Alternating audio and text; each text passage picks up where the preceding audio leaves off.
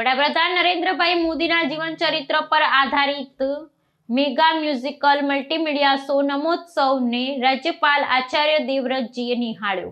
વડાપ્રધાન નરેન્દ્રભાઈ મોદીના જીવન, વિચાર, કાર્ય સંસ્કૃતિ અને રાષ્ટ્ર પ્રત્યેના અડગ સંકલ્પને જન સુધી પહોંચાડવાના ઉદ્દેશ સાથે આયોજિત મેગા મ્યુઝિકલ મલ્ટીમીડિયા શો નમોત્સવને ગુજરાતના રાજ્યપાલ આચાર્ય દેવવ્રતજીએ નિહાળ્યો હતો।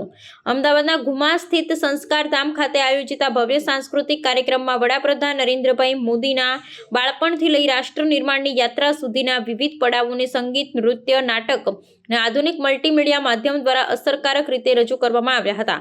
આ પ્રસંગે જાણીતા કલાકાર શાયરામ દવે સહિત કુલ 150 કલાકારોએ પોતાની કલાત્મક રજૂઆતો દ્વારા ઉપસ્થિત સૌને ભાવ વિભોર કરી દીધા હતા।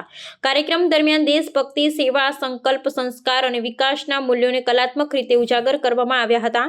આ કાર્યક્રમને કેન્દ્રીય ઉડ્ડયન મંત્રી રામમોહન નાયડુ, કેન્દ્રીય સાંસ્કૃતિક મંત્રી ગજેન્દ્રસિંહ શેખાવત, નાયબ મુખ્યમંત્રી હર્ષ સંઘવી, ભાજપા પ્રદેશ પ્રમુખ જગદીશ વિશ્વકર્મા, ભાજપા સંગઠન મહામંત્રી રત્નાકરજી, શહેર ભાજપા પ્રમુખ પ્રેરકભાઈ શાહ, મુખ્ય સચિવ એમ.કે. દાસ સહિત વરિષ્ઠ સચિવો, કલેક્ટર સુજીત કુમાર, જિલ્લા વિકાસ અધિકારી વિદે ખરે, સંસ્કારધામના chairman doctor R K. Shah, vice chairman Mahendrabhai Bhatt તેમજ સંતો, મહંતો, અગ્રણીઓ અને મોટી સંખ્યામાં ઉપસ્થિત મહાનુભાવોએ રસપૂર્વક નિહાળ્યો હતો।